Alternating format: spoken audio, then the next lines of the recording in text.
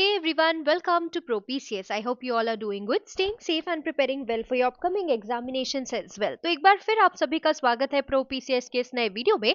और आज के इस वीडियो में हम डिस्कस करने वाले हैं एक permanent assistant professor recruitment update जो कि आ रही है एक सेंट्रल यूनिवर्सिटी से।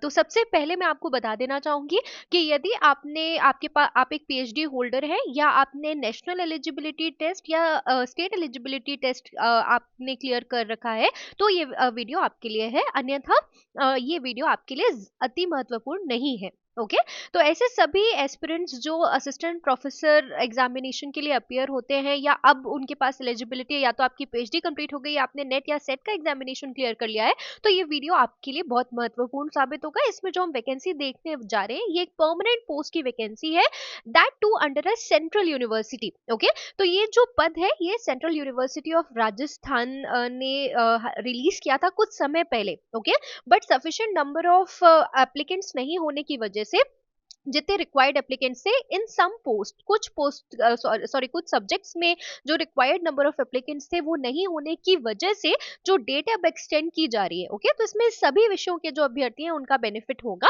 तो चलिए सबसे पहले हम ऑफिशियल वेबसाइट के बारे में बात कर लेते हैं। curaj.ac.in ये ऑफिशियल वेबसाइट है सेंट्रल यूनिवर्सिटी ऑफ राजस्थान यानी राजस्थान केंद्रीय विश्वविद्यालय की ये वैकेंसी है।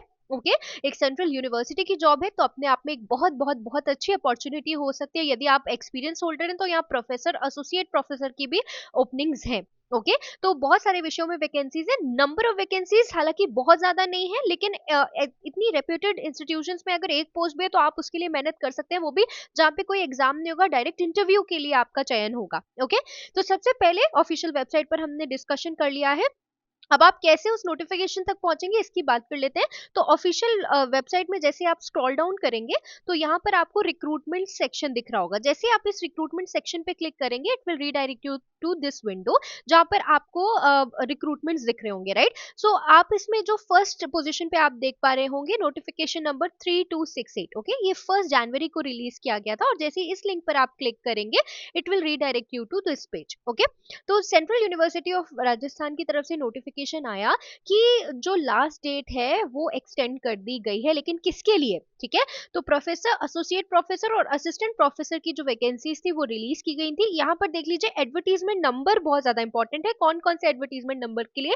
हालांकि इस नोटिफिकेशन में जो सब्जेक्ट है, डिपार्टमेंट है, टोटल नंबर ऑफ पोस्ट है उन्होंने क्लियर कर दिया है। ओके, तो यहाँ पर जो आपका एडवर्टीजमेंट नंबर 631 है। ओके, इसके साथ साथ एडवर्टीजमेंट नंबर 1896। ओके, और एडवर्टीजमेंट नंबर 1494। ओके, सो तीन जो एडवर्टीजमेंट थे उनके टोटल जो नंबर ऑफ पोस्ट है वो यहाँ मेंशन भी की हुई है, लेकिन एडवर्टीजमेंट नंबर 1494 जिसका डेट 25/7/2025 था, एडवर्टीजमेंट नंबर 631 जिसका डेट 14/5/2025 था, एंड एडवर्टीजमेंट नंबर 1896 जो कि 1/9/2025 को रिलीज किया गया था। उन सभी की जो लास्ट डेट है वो एक्सटेंड कर दी गई है, कब तक के लिए?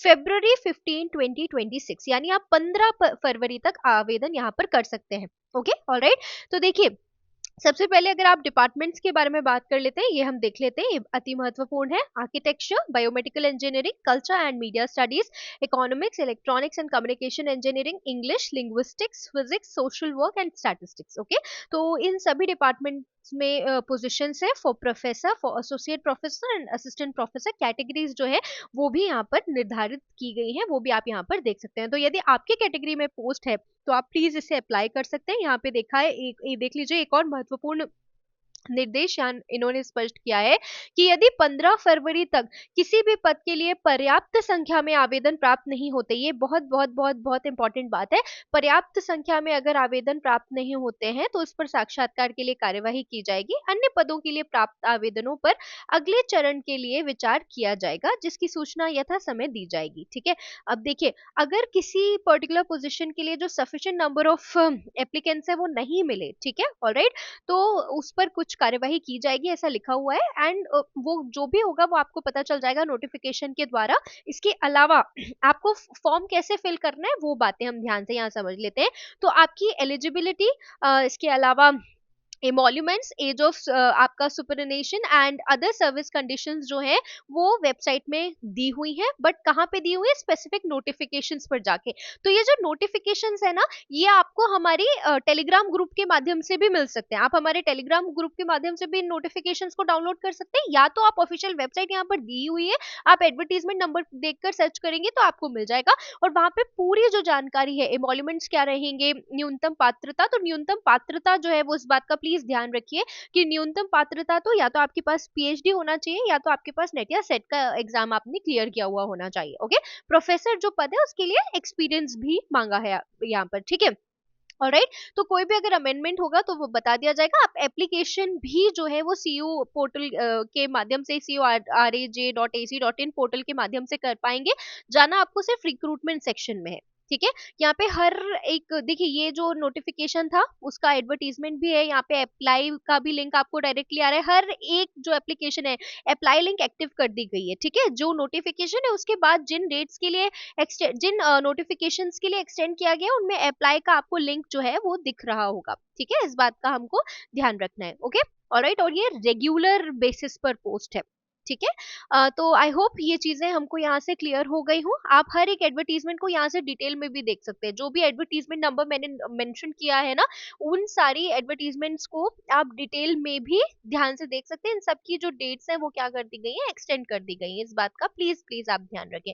ओके, तो मैंने आपको पूरी प्रक्रिया समझा दी कि आप कैसे अप्लाई कर सकते हैं, कौन कौन से ऐसे नोटिफिकेशन से एडवर्टीजमेंट नंबर्स हैं जिनके लिए डेट जो है एक्सटेंड की गई है। तो अगर आपके विषय में वैकेंसी है तो देखिए, आप डायरेक्ट सिलेक्शन प्राप्त कर सकते हैं। आपको सिर्फ एक इंटरव्यू देना है, एंड देन अगर उस इंटरव्यू को आप क्लियर कर लेते हैं तो आप अपना ड्रीम जॉब हासिल कर सकते हैं। इसके अलावा अन्य जो हमारे भारत के अन्य जिलों में या अन्य राज्यों में जो भी वैकेंसीज आती है उनका अपडेट हम आपको हमारे चैनल पर देखने के लिए मिलेगा।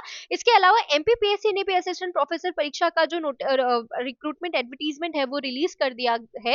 अगस्त में या जुलाई से लेकर अगस्त में जो एग्जामिनेशन उन्हें कंडक्ट किया जाएगा। तो यदि आप बॉटनी विषय के विद्यार्थी हैं तो आपको हमारे चैनल पर एमपीपीएससी असिस्टेंट प्रोफेसर बॉटनी से रिलेटेड कंटेंट देखने के लिए मिलेगा। इसके अलावा general studies paper 1 GS paper 1 MPPSC assistant professor का अगर आप तैयारी करें तो उससे रिलेटेड कंटेंट, इसके अलावा अन्य सभी परमानेंट रिक्रूटमेंट अपडेट्स या non permanent assistant professor recruitment updates भी आपको हमारे चैनल पर देखने के लिए मिलेंगे। तो ऐसे अन्य अपडेट्स के लिए प्लीज चैनल को सब्सक्राइब करना ना भूलें। यदि आपको वीडियो पसंद आया तो प्लीज वीडियो को लाइक करें।